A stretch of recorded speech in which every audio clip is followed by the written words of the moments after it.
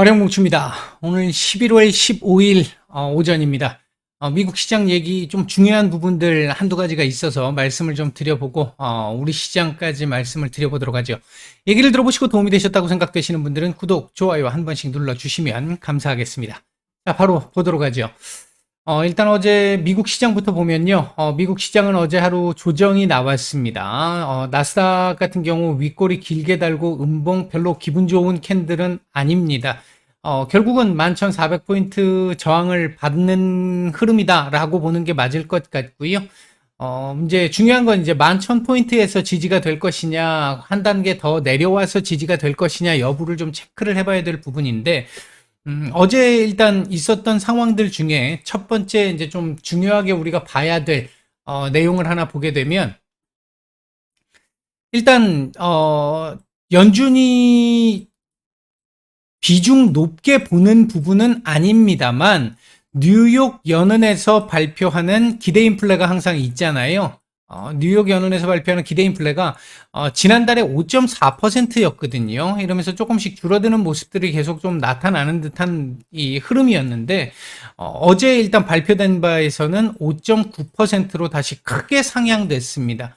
이게 크게 상향됐다라는 게 의미하는 바는 최근 주가 상승과도 당연히 맥이 닿아 있는 부분이고요. 연준의 속도 조절과 관련된 부분도 맥이 닿아 있는 부분입니다.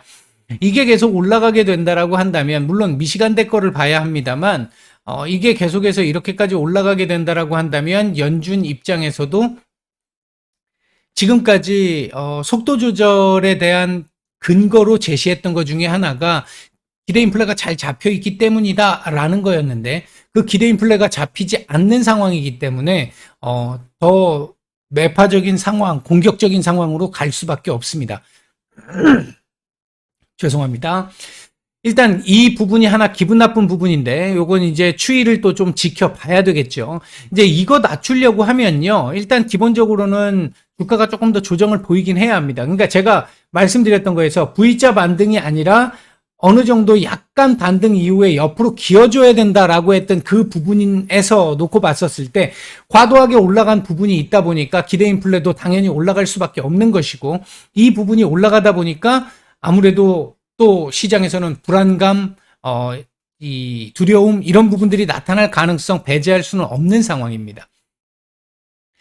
자, 여기에 이제 연준 위원들 발언이 있었는데, 어제 크리스토퍼 월러 연준 이사가 좀 강경한 발언이 좀 있었잖아요. 그리고 그러면서 최근 주가 상승 기분 나쁘다 또 얘기가 나왔었죠. 그 부분의 영향이 좀 어제 우리 시장의 막판에 좀 있었었고, 미국 시장도 그 부분의 영향이 좀 있었는데, 브레이너드 연준 부의장, 이제 서열 2위잖아요. 연준 부의장이 어제 했던 얘기에서 보면, 일단 표면적으로 딱 보이는 부분은 앞으로 점점점 금리 인상의 속도는 조절을 할 것이다 라는 얘기와 함께, 나는 다음 이 FOMC에서 50bp 인상을 찬성할 것이다. 일단 이렇게 되면 속도 조절과 관련된 얘기 그대로 나온 부분이라고 할 수 있겠죠. 기본적으로 연준이 지금 어느 정도 공격적인 금리 인상을 올해 내도록 해왔기 때문에, 이제는 금리 인상의 효과를 보기 위해서 조금 기다려봐야 된다, 이런 조금 기다려봐야 데이터들을 좀 더 많이 평가할 수 있다, 이런 얘기들이 좀 나오면서 시장 한때 이 양 전환하면서 반등이 나오기도 했는데, 한편으로 이제 안에 내용을 조금 더 뜯어보면 주거비 관련해 가지고는 이거 빨리 안 떨어질 것 같아.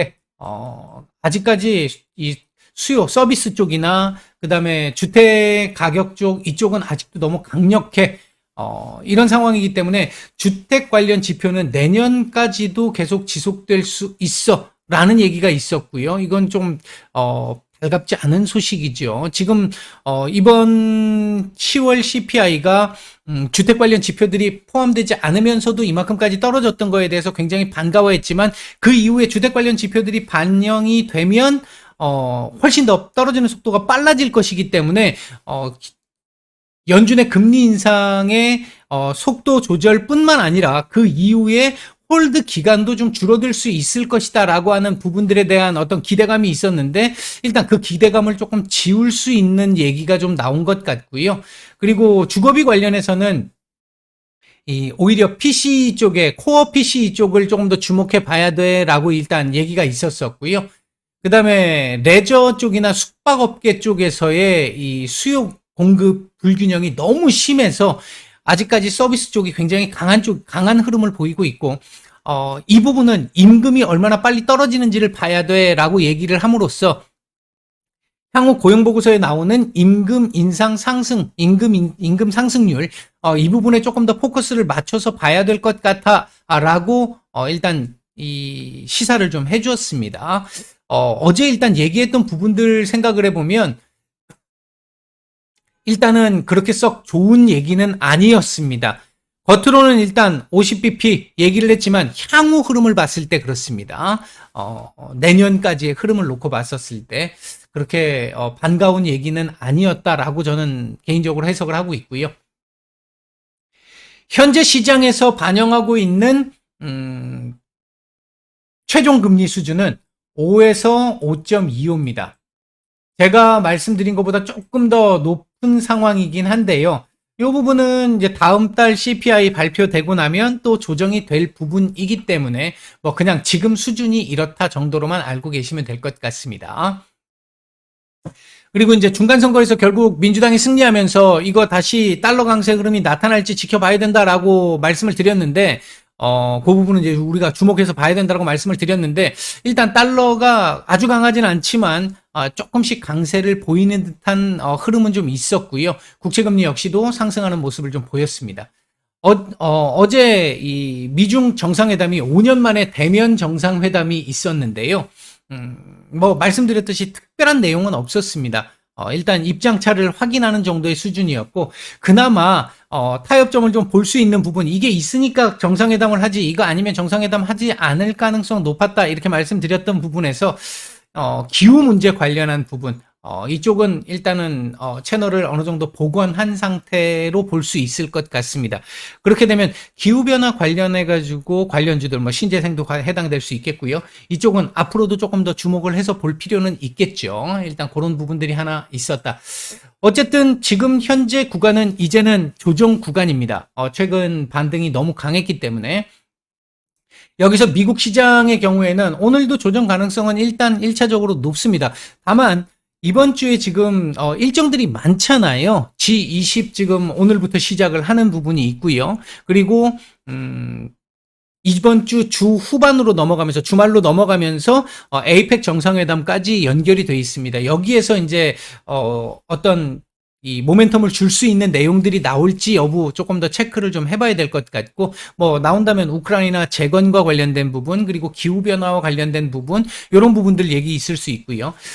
그리고 이제 우리 시장 쪽으로 넘어오면 그 빈살만 방안도 있고요. 모멘텀들은 일단 확실히 좀 있는 상황이라서 미국 시장을 기준으로 놓고 보면 11,000포인트 정도 선에서 옆으로 그냥 요 전후에서 11,000포인트를 지지하다가 좀 밀렸다가 하는 요 전후에서 그냥 옆으로 조금 기어주는 흐름 나와주면 시장 크게 부담스럽지 않은 상황으로 갈 수 있는데요.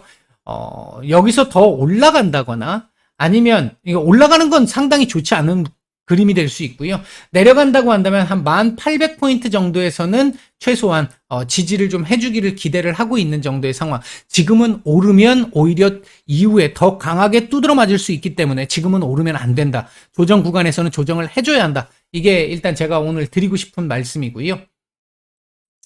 자, 우리 시장 보겠습니다. 오늘 아침에 제가 이 장 전에 브리핑에서 저희 그 텔레그램 무료방에 브리핑에서 오늘 약보합 정도 출발 예상되고 견조한 정도의 흐름 보일 것이다 이렇게 말씀을 드렸는데 오늘 강보합권 출발을 했습니다. 예상 외로.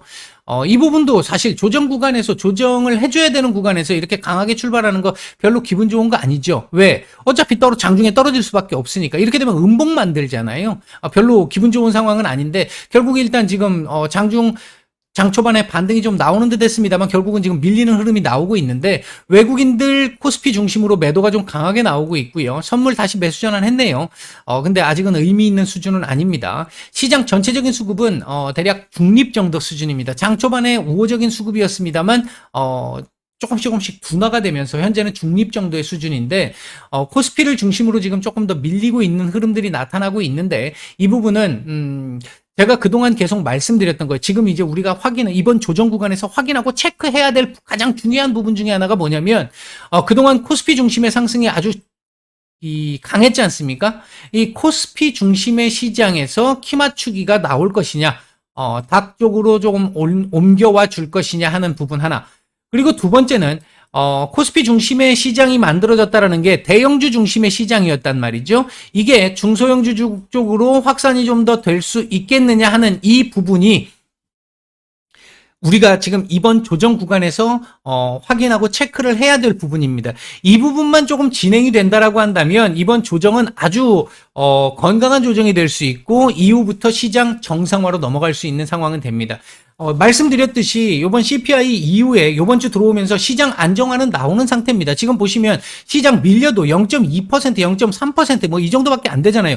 조금 더 밀려도 상관은 없습니다. 예, 대체적으로 하단을 크게 이렇게 위협하지 않는 정도의 수준이 진행될 걸로 보고 있기 때문에 시장 안정화는 된 걸로 볼 수 있습니다. 다만 이제 시장이 정상적으로 돌아가야 되는 흐름들이 있잖아요. 그 흐름이 나타날 수 있는 그 조건 중에 하나가 얘들이기 때문에 얘들이 이제 진행되느냐 요거까지 지켜본다라고 한다면 요거까지만 진행이 돼주면 시장은 기존에 어제도 제가 말씀드렸듯이 2019년 정도 나타났었던 그 박스권 나타날 가능성 높은데 그 박스권이 나타나게 되면 그 속에서 올라가는 종목, 뭐 올라가지 못하는 종목 이렇게 이제 갈라질 텐데 그렇게 정상적으로 올라갈 때는 올라가주고 떨어질 때는 떨어져주고 하는 이 차트가 어느 정도 먹는 시장, 좀 예상이 좀 가능한 시장, 이런 시장으로 정상적인 흐름으로 갈 수 있기 때문에 이 부분이 진행되는지 여부는 상당히 중요하겠고요.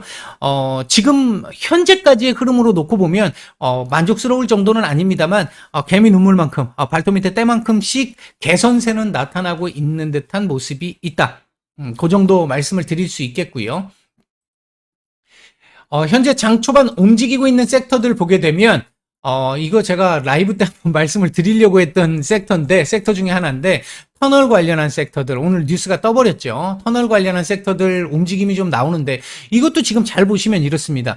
터널 관련 섹터로 지금 묶여있는 종목들 중에 부산산업, 사실 이건 철도로 보는 게 더 맞는데 어쨌든 뭐 묶여있는 종목 중에 부산산업이 지금 한 20% 정도 올라가고 있는데 그 다음 두 번째로 움직이는 게 스마트 그리드 연결해가지고 LS 같이 연결되어 있는데 LS는 2%대 상승입니다. 그러니까 지금 대장 하나만 움직이고 나머지 안 움직이는 상황, 섹터 자체는 크게 상승하고 있지만 이런 부분들이 있고요.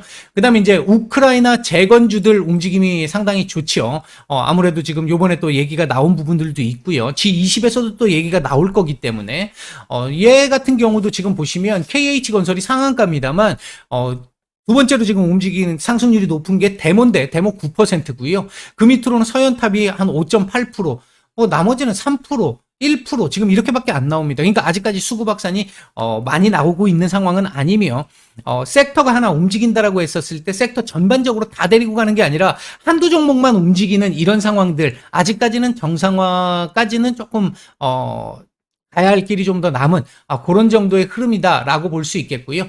반도체 섹터들 오늘 조금씩 괜찮은 모습들 보여주고 있는데 아침에 장전에 어제 오늘 장전에 지난주 제가 금요일 날도 말씀을 드렸던 것 같은데 그 장전 뉴스 방송 있잖아요. 섹터 종목 말씀드리는 방송 거기에서 EUV 말씀을 드렸죠. EUV 관련 섹터들 지금 조금씩 움직임이 좀 나와주고 있는 모습들이 있고요. 그 외에 이제 좀 밀리고 있는 종목들, 섹터들 보면 2차 전지 섹터들, 폐배터리 섹터들, 네옴시티 섹터들 조금 눌림이 좀 나오고 있습니다. 네옴시티는 이제 내일 모레 일단 빈살만 방안이 있고요. 여기서 뭐가 이제는 기대감으로 움직일 수 있는 상황은 어느 정도 정리가 된 상태고, 이제 뭐 성과물이 나오는 종목들이나 섹터들 요런 것들을 조금 더 주목해서 봐야 할 구간으로 넘어가고 있다. 일단 이렇게 볼 수 있겠습니다. 현재 외국인들 매수 중인 종목들 보면 코스피 쪽에서는 엔솔 정도 눈에 띄고요. 코스닥 쪽에서 매도 상위 쪽에서는 삼성 SDI, LG화학, 삼성전자 정도 매도가 좀 있습니다. 코스닥 시장 쪽에서는 LNF 어제 말씀드렸던 종목이죠. 죄송합니다. LNF 천봉, SM, HFR, 상신 EDP 같은 종목들 사례가 걸려서 죄송합니다. 매수가 좀 들어오고 있고요. 매도 상위 쪽에서는 에코프로, 아프리카TV, 에코프로 BM, 컴투스, 성우하이텍 같은 종목들 매도가 좀 나오고 있습니다. 자, 우리 시장 역시 지금 조정 구간이고 조정 구간에선 조정을 해야 한다라고 말씀을 드렸는데 이 조정이 어제도 말씀드렸듯이 2460포인트 부근에서 조정을 정리할 것이냐 아니면 2410포인트까지 내려올 것이냐 이 부분이 이제 우리 지금 입장에서는 체크 포인트입니다.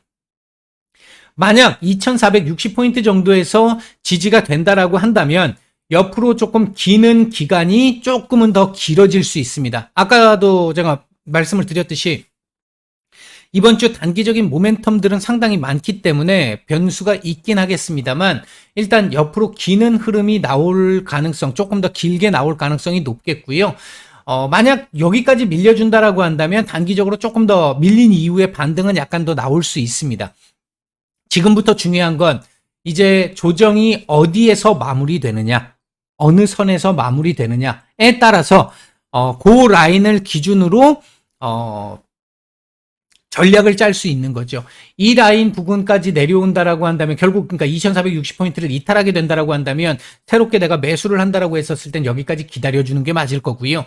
이 자리에서 지지가 된다라고 한다면 조금 더 길게 약간은 횡보 기간이 조금 더 길어질 수 있는데 이렇게 되면 섹터나 종목 선정을 잘해서 2460에 가까워졌을 때 조금씩 봐두는 거 괜찮겠죠.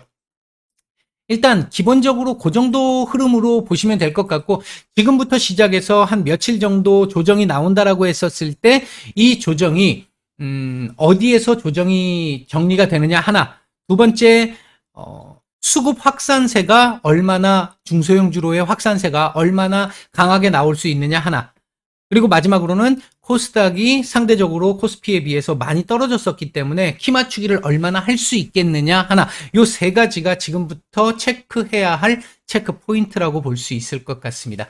오늘 방송 중에 조금 고르지 못한 부분이 좀 있어서 죄송했습니다. 나머지는 오후에 말씀드리도록 하죠. 마치겠습니다.